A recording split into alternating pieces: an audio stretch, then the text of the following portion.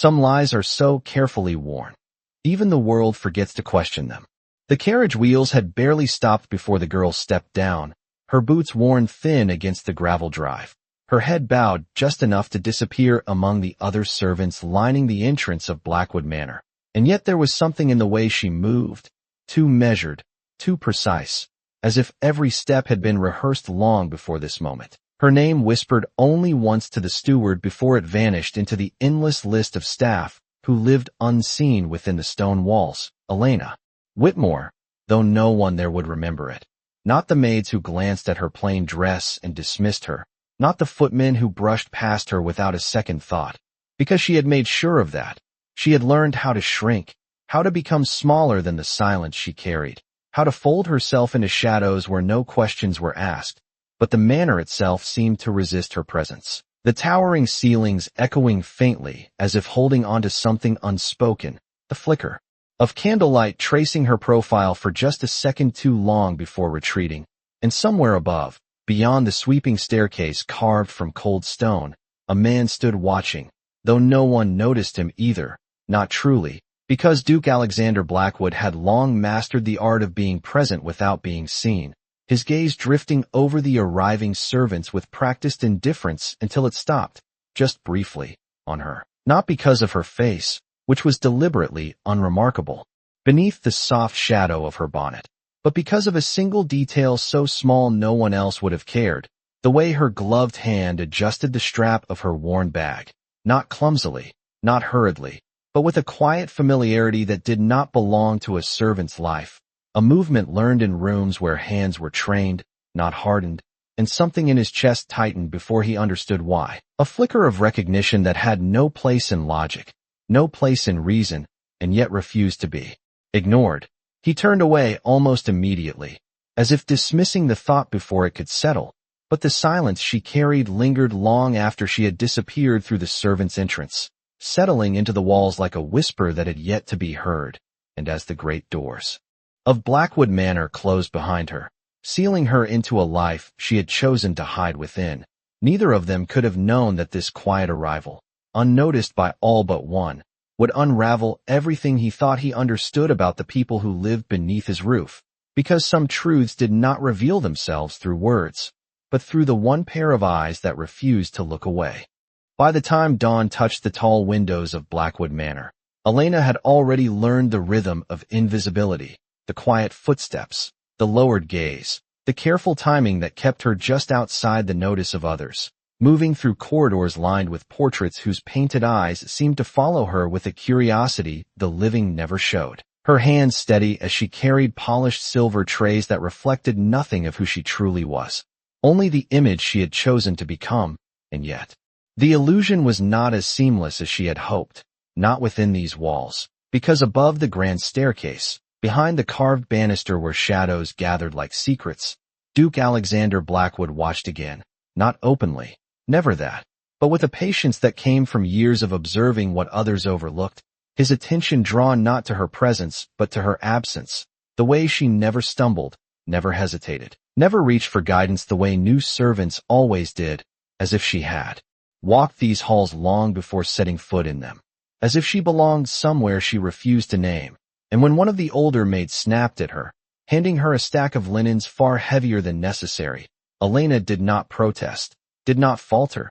She simply adjusted her grip with quiet precision, distributing the weight evenly across her arms in a way that spoke of training rather than endurance. A detail so small it would have vanished to anyone else, but not to him, because he had seen that same movement before, years ago, in rooms filled with polished floors and whispered conversations, where composure was taught as survival, and something about it unsettled him now, not because it confirmed suspicion, but because it raised a question he could not yet answer.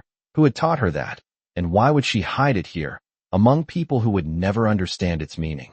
The question lingered long after she disappeared into the servant quarters, settling into his thoughts with a persistence he could not ignore, and later that evening, as the house settled into its formal silence and candlelight flickered against dark wood paneling, he crossed paths with her once more, though it appeared accidental to anyone watching. She stood near the end of a long corridor, adjusting a vase that had been placed slightly off-center, her movements careful, deliberate, aligning it with an instinctive understanding of balance and symmetry that no one had instructed her to follow. And for a brief moment, she forgot to hide it, forgot to dull the grace that defined her, until she felt it, that unmistakable shift in the air, the awareness of being seen, truly seen. And when she turned, her eyes met his for the first time in full, not as servant and master, but as two strangers caught in a silence neither could control, his expression unreadable, hers guarded but not fearful. And in that fragile space between them, something unspoken passed, something that did not belong to hierarchy or duty, but to recognition. And though she lowered her gaze a second later, retreating back into the role she had chosen, the moment did not disappear. It remained, suspended in his mind long after she was gone, because now he was certain of one thing. She was not who she claimed to be, and for reasons he did not yet understand, she was trying very hard to make sure no one ever found out. The following morning carried a stillness that felt almost deliberate, as though the manor itself was waiting, holding its breath in quiet anticipation of something not yet spoken, and Elena moved through it with the same careful restraint, her presence slipping between moments rather than occupying them, her hands steady as she polished the long oak table in the west drawing room, each motion precise, measured, controlled. Yet beneath that control was something else, something tightly held, like a thought she refused to finish. And it was there again, that same subtle contradiction that had unsettled him before, because when she believed herself alone, the mask shifted just enough to reveal the truth beneath it, not in words, never in words, but in the way she paused before adjusting a chair, aligning it perfectly with the others, or the way her fingers brushed across the surface of a book she passed, not absent-mindedly, but with recognition, as if she had once known its contents. And across the room, unseen by her, but never unaware, Alexander stood just beyond the threshold, his presence quiet, his gaze unwavering, observing not her actions, but the intention behind them. Because servants performed tasks, they followed instruction, but she anticipated, she corrected, she understood, and that was not something taught in kitchens or corridors. That was something learned in rooms where mistakes were not permitted, where every movement carried meaning, and the realization did not come all at once. It unfolded slowly, like a pattern revealing itself piece by piece, until it became impossible to ignore. And yet he did not confront her, not yet, because there was something more compelling than answers, something that held him in place with a quiet intensity he had not felt in years. The need to understand why she had chosen to disappear into a life that did not belong to her. And as if drawn by that question, he stepped into the room at last, his footsteps deliberate, unhurried, the sound enough to break the fragile illusion she had built around herself. Elena straightened immediately, her posture shifting, her gaze lowering, the servant returning in an instant. But it was too late for that now, because he had already seen the difference, and as he approached, stopping just close enough to command attention without force, his voice carried the calm authority that defined him. Not raised, not harsh, but impossible to ignore. "You adjusted the arrangement," he said, his eyes moving briefly to the table before returning to her. And for a moment, just a moment, she hesitated, not in fear, but in calculation, as if weighing which version of herself to present. "Yes, Your Grace," she answered, her tone soft, controlled, offering nothing more than necessary. But he did not look away, did not dismiss her as he would any other servant. Instead he remained there, studying her, with a quiet persistence that made the air between them feel heavier than it should. "Who taught you that?" he asked, and the question was simple, almost casual, yet it landed with a weight that neither of them could pretend not to feel, because it was not about the table, not really, and she knew that. She felt it in the stillness that followed, in the way her fingers tightened ever so slightly around the cloth she held, in the way her breath slowed as she chose her next words with care. "I observed," she replied after a moment, her answer smooth, practiced, and entirely insufficient, and something in his expression shifted, not frustration, not disbelief, but something closer to certainty, as if her refusal had confirmed more than any truth could have. And for the first time since she arrived, he allowed the silence to stretch between them, not to pressure, but to see what she would do with it. And when she did nothing, when she remained exactly as she had chosen to be, small, quiet, invisible, he inclined his head slightly, as though accepting a conversation that had not yet ended. "Observation can be a dangerous skill," he said quietly, his gaze holding hers for just a second longer than propriety required, especially in a house where very little goes unnoticed. And then, just as suddenly as he had entered, he turned away, leaving her standing there with words unspoken and a truth that had come far closer to the surface than she had ever intended. And as the sound of his footsteps faded into the corridor beyond, Elena remained still, her composure intact, her expression unchanged. But beneath it, something had shifted, because for the first time since she had chosen this life of silence, someone had not only questioned it, but had come dangerously close to seeing through it completely. The days that followed did not return to normal, though to anyone else within Blackwood Manor, nothing appeared to have changed. The routines remained intact, the servants moved as they always had, the silence settled into the walls with familiar weight, yet beneath it, something subtle had shifted, something Elena could not ignore no matter how carefully she performed her role, because now she was aware of him in a way she had not allowed herself to be before, not just as the distant master of the house, but as a presence that lingered, that observed, that remembered, and no matter how precisely she measured her steps or lowered her gaze, there were moments she felt it, that quiet attention resting on her like a question left unanswered, and it unsettled her more than any accusation could have, because he had not exposed her, he had not pressed further, he had simply watched, and in doing so, he had made silence far more dangerous than words. That afternoon the tension found its way into something sharper, something impossible to dismiss, when she was sent to assist in the smaller music room, a place rarely used, where dust gathered more easily than voices, and the task was simple: clean, prepare, leave, nothing more. Yet when she entered, the late light filtering through tall windows revealed the piano standing untouched in the corner, its polished surface reflecting the fading gold of the day, and for a moment, just a moment, she forgot herself, her fingers brushing lightly across the edge of the keys, not playing, not fully, but enough to feel the memory of something she had not allowed herself to remember, the shape of a melody forming without sound, a habit of the past slipping through the careful control she had built.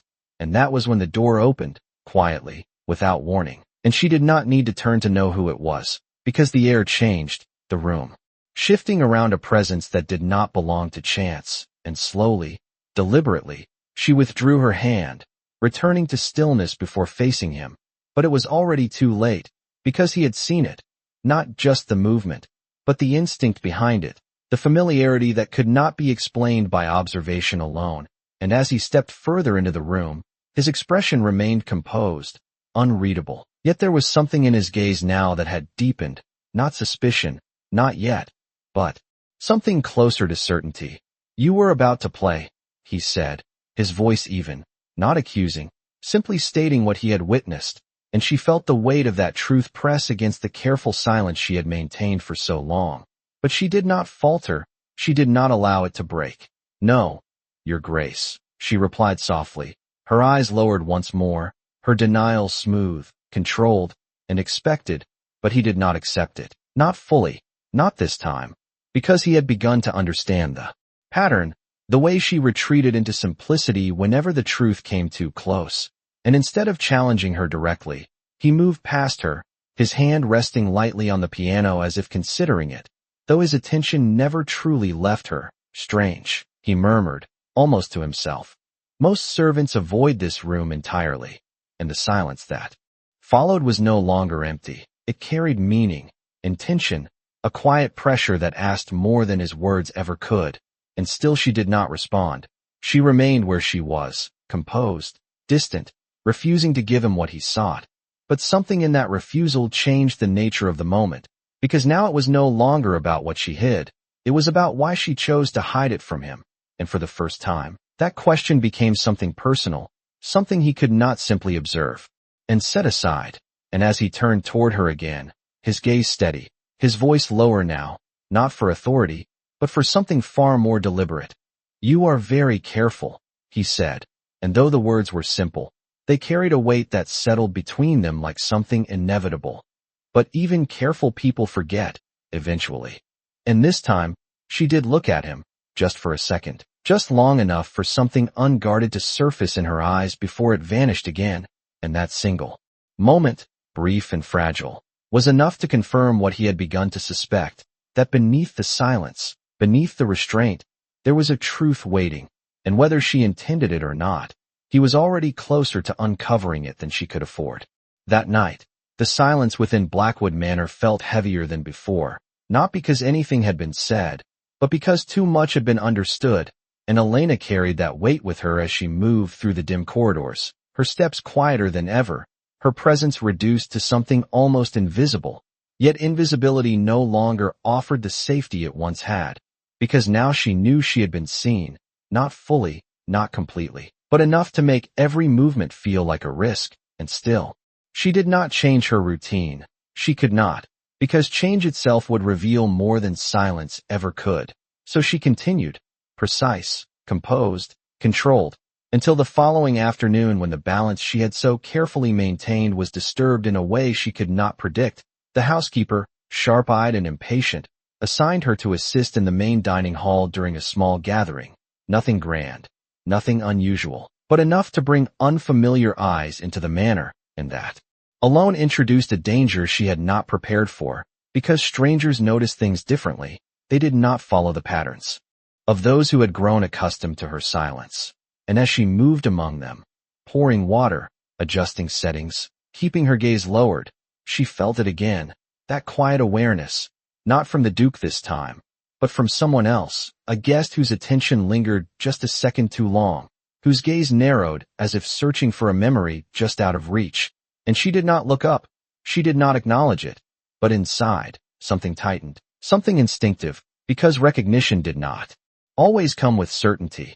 Sometimes it arrived as a feeling first, and that was far more dangerous. Across the room, Alexander noticed it immediately, not the guest himself, but the shift in her composure, the way her movements became slightly more deliberate, more guarded than before, a subtle change no one else would have detected, and it was enough to draw his focus sharply back to her, to the tension she tried to conceal, and when the guest spoke, his tone casual but edged with curiosity. Have we met before? The question cut through the quiet like a thread pulled too tightly.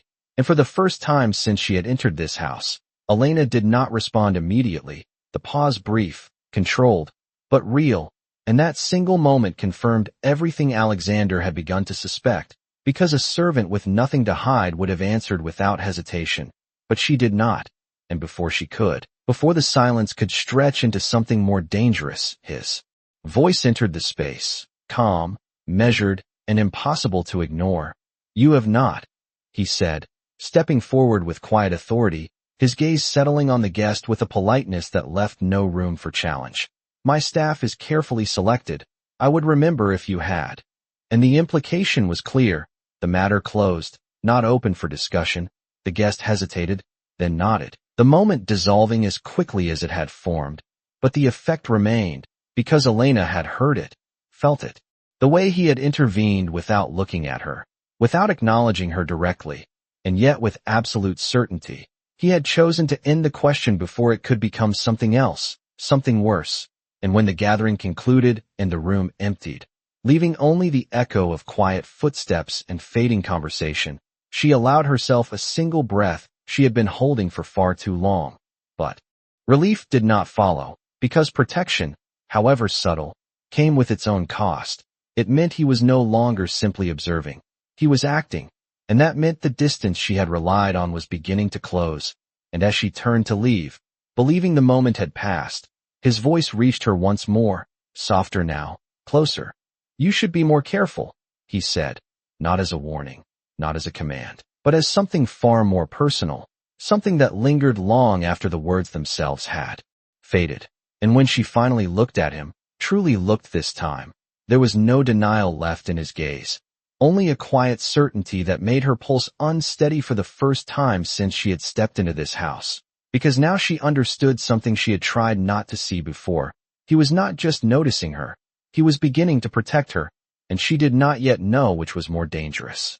The following days unfolded with a quiet tension that neither of them acknowledged, yet both adjusted to in ways that could not be ignored. Elena moved more carefully than before, not in her tasks. Those remained flawless, but in her presence, in the way she avoided certain corridors, certain hours, certain moments where she might cross his path, as if distance alone could restore the balance that had begun to slip. And yet distance proved unreliable within a house that seemed determined to bring them into the same space again and again, as though the walls themselves had grown curious. That afternoon the sky darkened early, a storm gathering beyond the tall windows, casting the manor into a muted gray that softened edges and blurred outlines. And inside that shifting light, Elena was sent to the east wing, a part of the house rarely used, where the air carried a stillness untouched by routine, her task simple. Inventory and organize the study that had not been opened in months, perhaps longer, and when she stepped inside, the scent of old paper and polished wood wrapped around her, familiar in a way she could not allow herself to feel.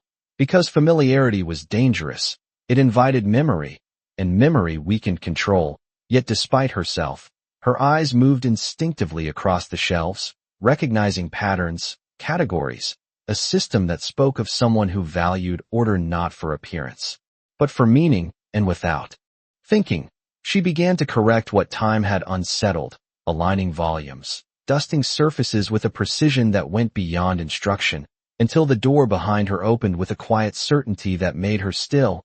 And she did not turn immediately. She did not need to, because she had already begun to understand that he did not arrive by chance, not anymore. And when she did face him, her composure was intact, her expression neutral, the servant once again, but his gaze moved past that, settling instead on the room itself, on the subtle changes she had made, the order restored without request, without permission, and something in his expression shifted, not surprise, but recognition, as if the pieces he had been observing were beginning to form something complete.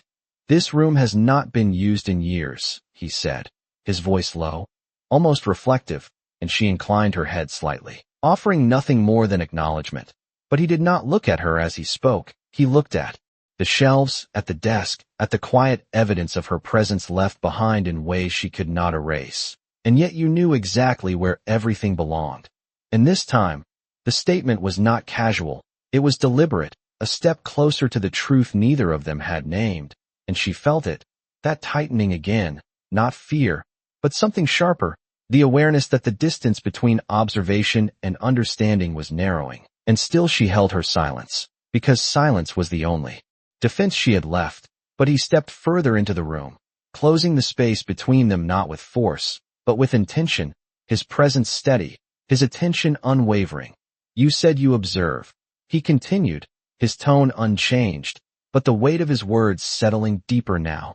"But observation does not explain familiarity." And for a moment, just a moment, her composure faltered, not visibly, not to anyone else, but to him it was enough, the smallest hesitation, the faintest shift in her breath, and it confirmed what he had already begun to accept, that she was not simply hiding something, she was hiding everything. And instead of pressing harder, instead of forcing the truth from her, he did something far more dangerous. He stepped back, allowing space where she expected pressure, and in that space, his voice softened, not in weakness, but in something far more unsettling, understanding. "You are not here by accident," he said quietly, and the certainty in his tone left no room for denial. "And whatever you are hiding, it will not remain hidden forever." And then he turned, leaving the room as suddenly as he had entered, leaving her alone once more. But the silence that followed was no longer safe, because now it carried the echo of something inevitable, something that could not be undone. And as the storm outside finally broke, rain striking the windows in steady rhythm, Elena stood motionless in the center of the room, her carefully constructed world no longer as secure as it had been, because for the first time, someone had not only seen through her silence, but had chosen to wait for the truth to reveal itself. And she was beginning to understand that waiting, in his hands, was far more dangerous than any confrontation could have been. The rain did not stop that night. It settled over Blackwood Manor in a steady rhythm that filled the silence with something almost alive. And Elena lay awake long after the candles had burned low, her eyes fixed on the faint outline of the ceiling above her, her thoughts refusing to quiet. Because his words had not left her, they lingered with a persistence she could not ignore, not because of what he had said, but because of how he had said it, with certainty, not suspicion, and certainty was far more dangerous. It meant he was no longer searching. He was waiting, and waiting required patience she could not outlast. By morning, the storm had passed, but the air it left behind felt sharper, clearer, as though the world itself had been stripped of anything unnecessary. And within that clarity, Elena understood something she had been avoiding. She could not remain unnoticed forever, not here, not under his gaze. And yet leaving was not an option, not yet, not while the reason she had come remained unresolved. So she did the only thing she could. She became even more careful, more deliberate, more silent, until even the smallest traces of who she had been seemed to disappear, or so she believed. Until the moment he chose to change the rules entirely. It happened without warning, without announcement, just a quiet shift in the pattern she had grown used to, when the housekeeper informed her that she had been reassigned, no longer confined to the outer halls or lesser rooms, but placed under direct instruction within the main household staff, a change that should have meant little, and yet it did, because assignments within Blackwood Manor did not shift without reason. And as she stepped into the larger dining room later that afternoon, the realization settled into place with quiet certainty. This was not a coincidence. It was a decision, his decision, and he was watching, not from a distance now, but from within the same space, seated at the long table as documents lay before him, his presence commanding without effort, his attention seemingly fixed on his work, and yet she felt it, that same quiet awareness that had followed her from the beginning, now closer, now impossible to ignore. She moved through her duties with perfect precision, placing items exactly where they belonged, her movements measured, controlled, leaving no room for error. But this time, it was not enough. Because he was no longer waiting for mistakes, he was creating moments, testing not her actions, but her instincts. "You read," he said suddenly, without looking up, his voice cutting cleanly through the quiet. And the words were simple, but they carried weight far beyond their surface, because they were not a question, they were a statement, and for the first time, she did not know how to respond. Silence stretched, fragile, dangerous, until she forced herself to answer. "Only what is necessary, Your Grace." Her voice steady, controlled, but even as she spoke, she knew it was insufficient, because necessity did not explain familiarity, and he knew that. "And what is necessary here?" he continued, finally lifting his gaze to meet hers. And there was something different in it now, not just observation, but intention, a quiet challenge placed carefully between them. And she held that gaze for only a moment before lowering her eyes again, retreating into the safety of her role. "To serve," she answered softly, but the word felt smaller than it should have, incomplete in a way she could not correct, and he watched her for a moment longer, as though measuring the distance between what she said and what she concealed, before speaking again, quieter now, but far more deliberate. "You are not here to serve." And the certainty in his tone settled into the air between them like something inevitable, something that could no longer be undone. And for a second, just a second, her composure wavered, not visibly, not to anyone else, but to him it was enough to confirm that whatever truth she carried, it was far greater than the role she had chosen to hide within. And as he returned his attention to the documents before him, the conversation seemingly over, Elena remained where she was, her hands steady, her posture unchanged, but inside, something had shifted beyond repair, because now, he was no longer observing from the shadows, he was stepping into her silence, and she could no longer pretend that he would not eventually break through it. That evening, the manor felt different again, not because anything had changed in its structure, but because something unspoken had settled into its walls, something that followed her even when she was alone, and Elena found herself drawn, almost against her will, back to the one place she had already learned to avoid, the music room. It was not a conscious decision at first, only a quiet deviation from her assigned path, a moment where her steps slowed, then stopped, then turned, as if memory itself had taken hold of her without permission, and when she entered, the room greeted her with the same stillness as before, untouched, waiting, the piano resting in the corner like something forgotten by everyone except her, and for a long moment, she stood there, unmoving, her hands at her sides, her breath steady, as if deciding whether or not she would allow herself this one weakness, because she knew what it meant, not the act itself, but what it revealed, and yet the silence drew her closer, step by step, until she stood beside it once more, her fingers hovering just above the keys, hesitating, resisting, and then, finally, surrendering.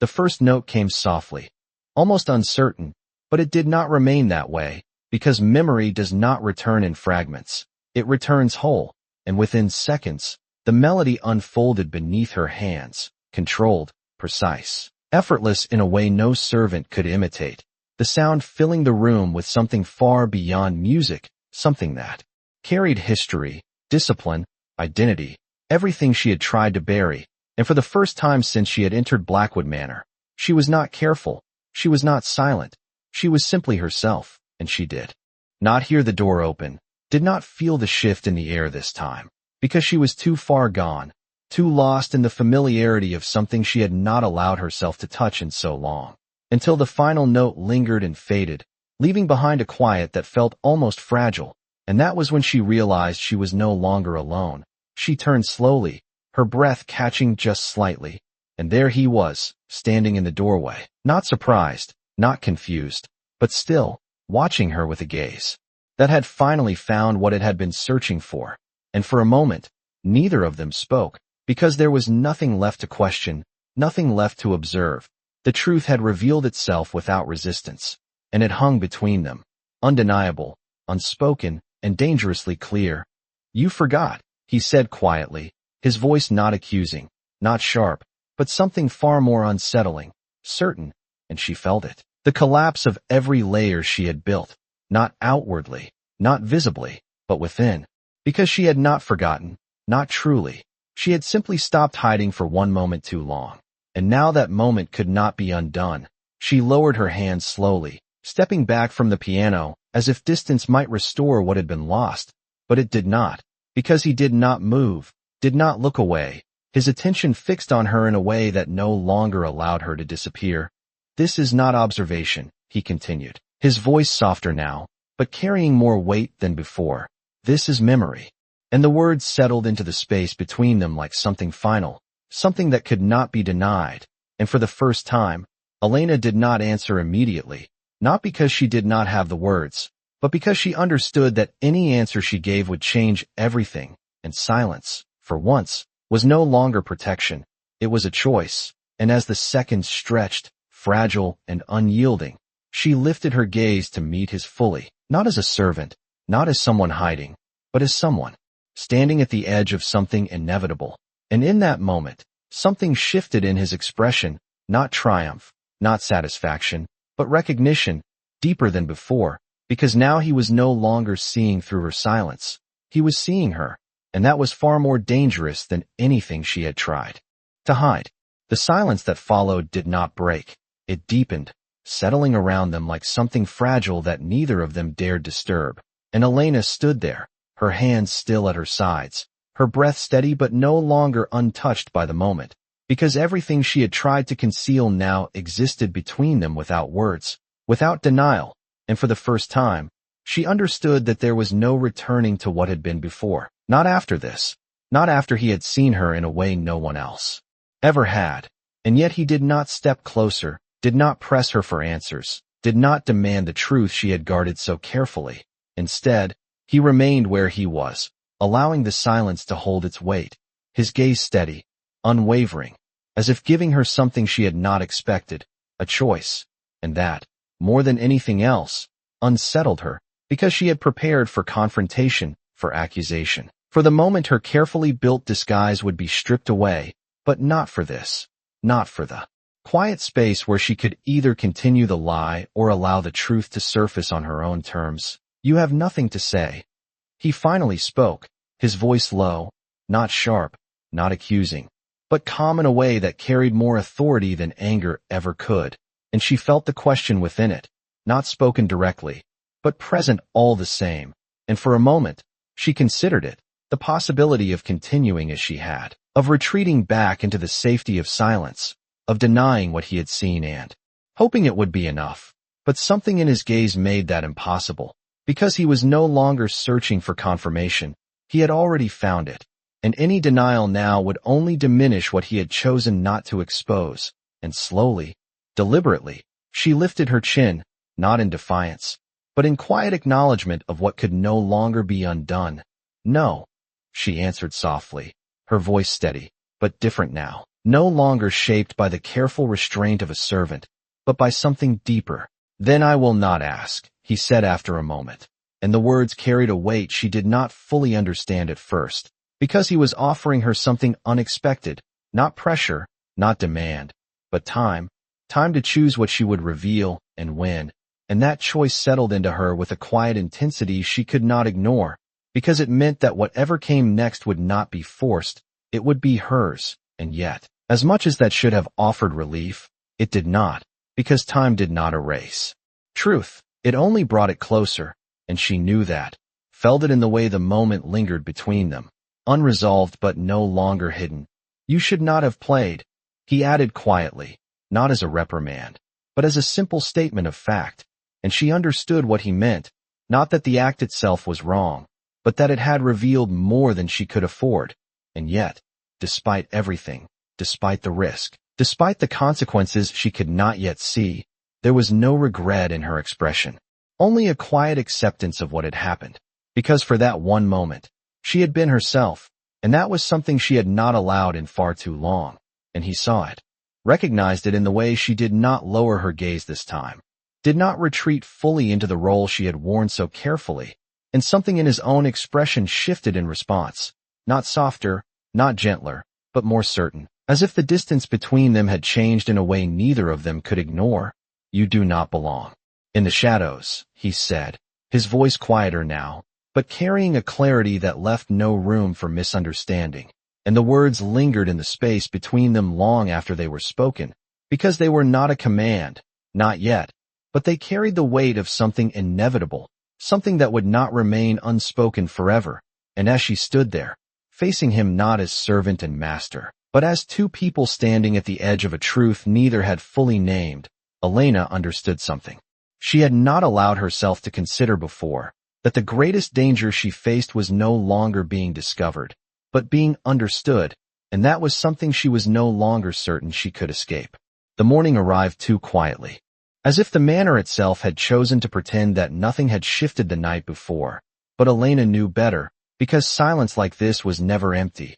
It was waiting, and she felt it in every step she took, in every glance she carefully avoided, in every breath she measured just a little too precisely, because now the truth existed between them, unspoken but undeniable, and that changed everything, not in the way the world could see, but in the way she could no longer hide from.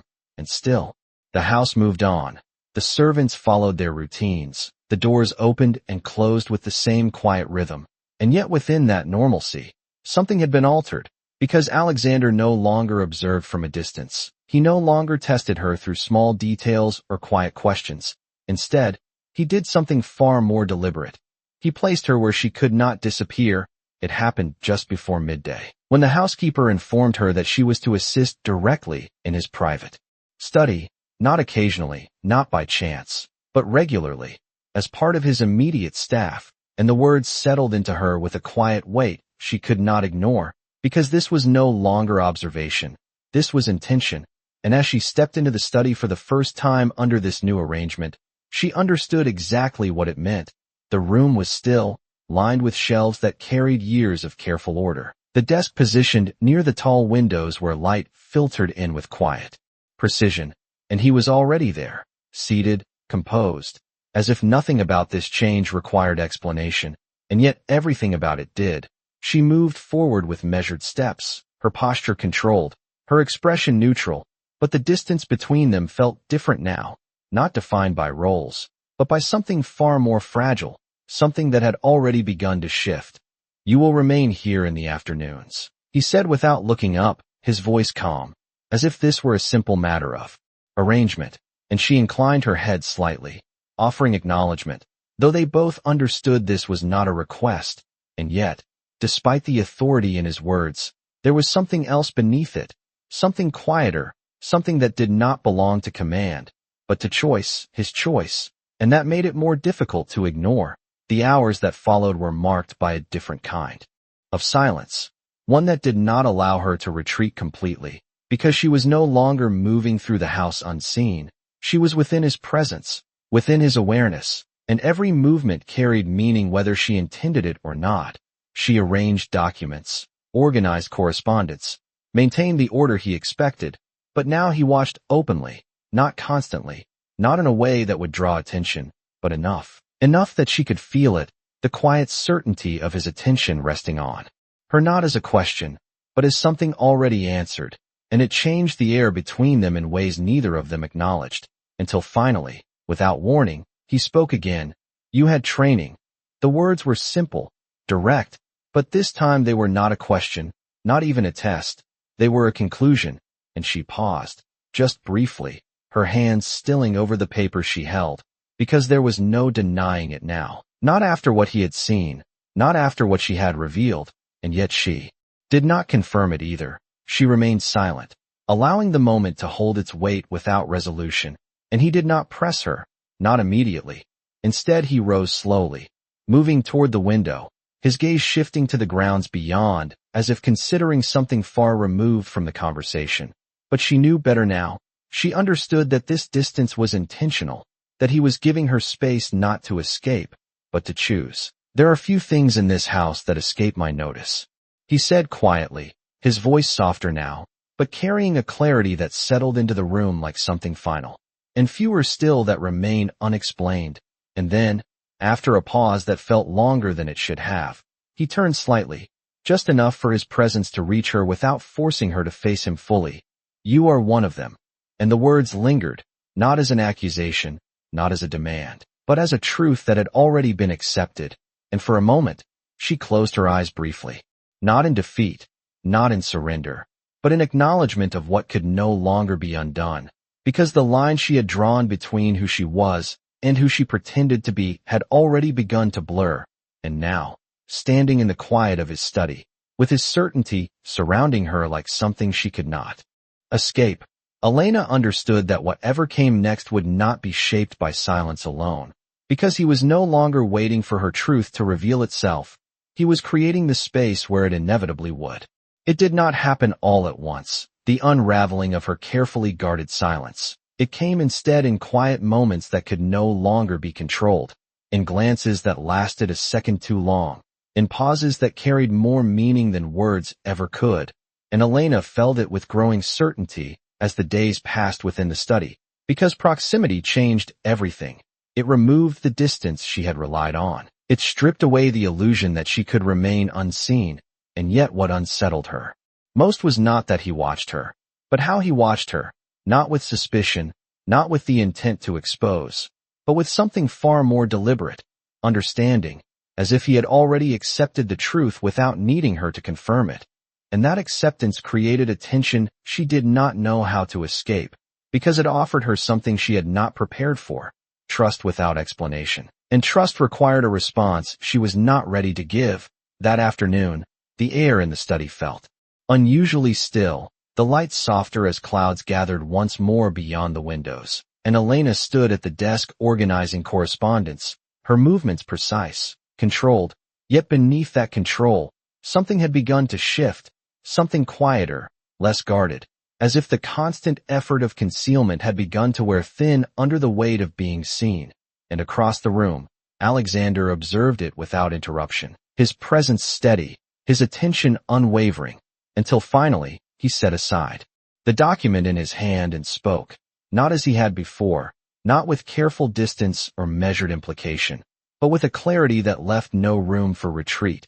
"You are waiting," he said, and the words settled into the space between them with quiet certainty. And for the first time, she did not immediately understand, not the meaning behind the words, but the intention, because this was not about what she had done, it was about what she had not done. And slowly, she turned to face him, her expression composed, but her silence no longer untouched by hesitation. "Waiting for what?"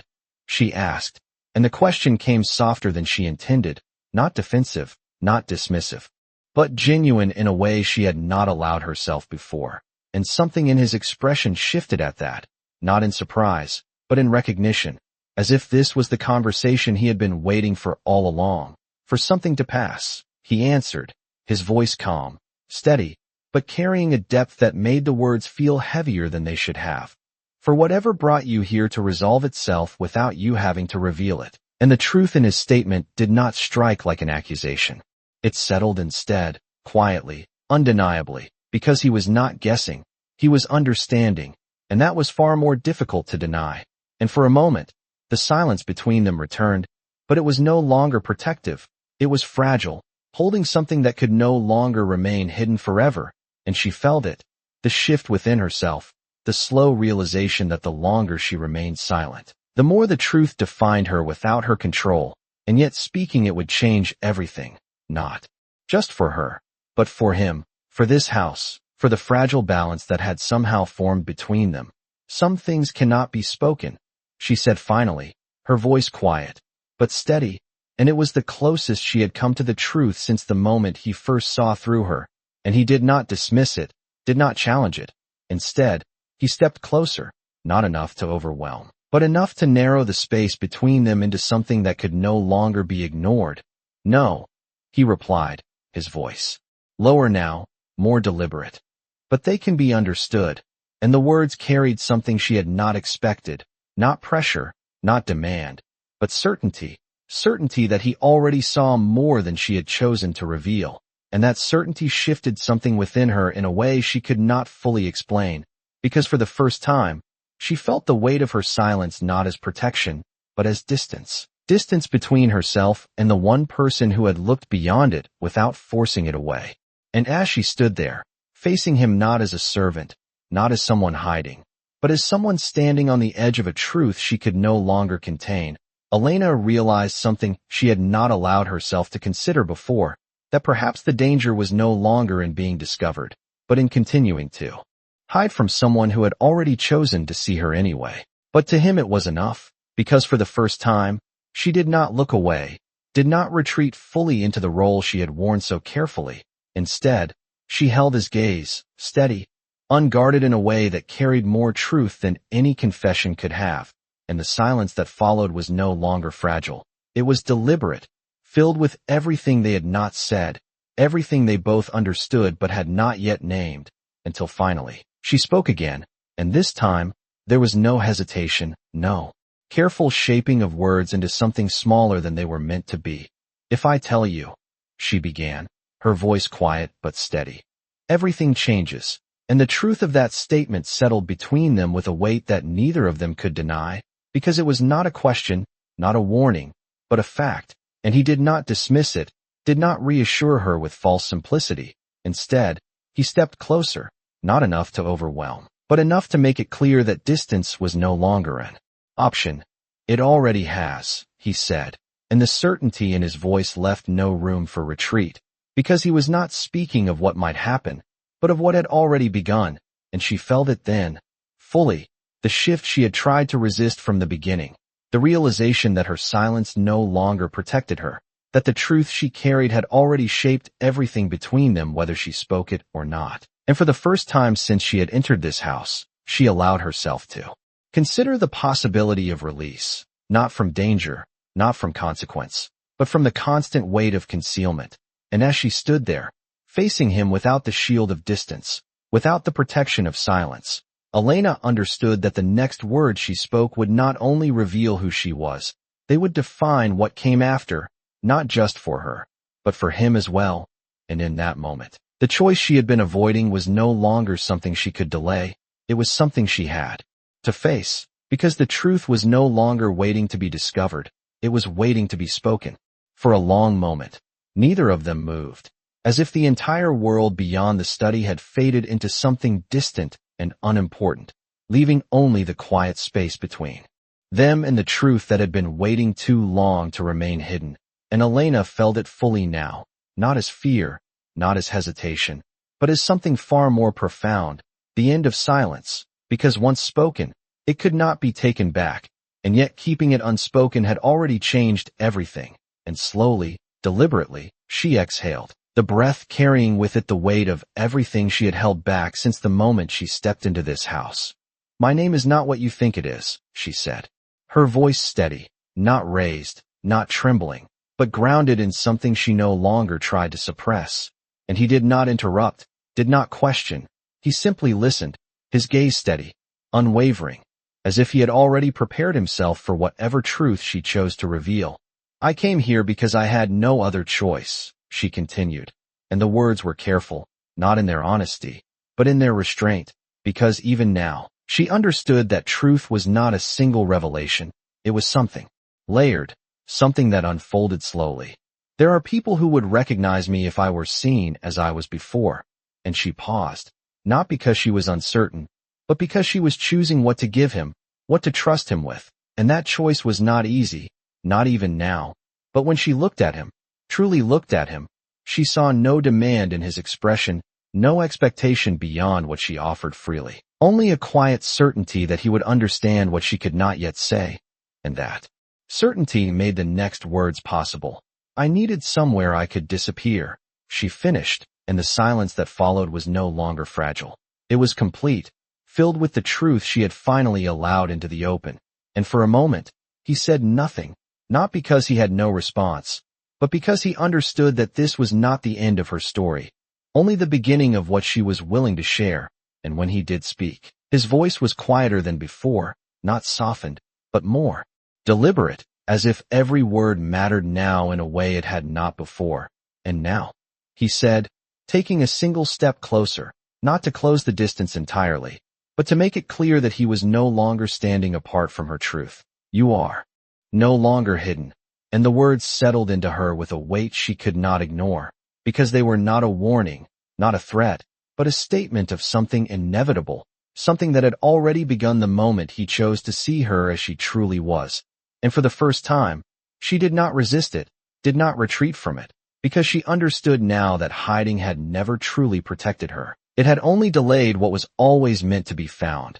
And as she stood there, no longer just a servant, no longer just a shadow within his house, but someone who had stepped out of silence into something uncertain but real, she felt the shift completely, not just within herself, but between them, because he was no longer observing her, no longer testing her. He had chosen, without words, without demand, to stand on the side of the truth she had finally begun to reveal, and that choice changed everything. Not in ways the world would see immediately, but in ways that would shape every moment that followed, because now there was no distance left to hide behind, no silence left to retreat into, only the path forward, uncertain, unguarded, and undeniably shared.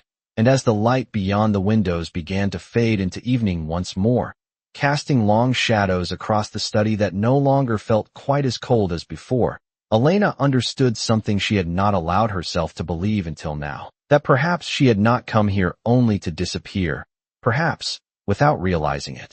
She had come here to be seen, and that was the one thing she could never hide from again.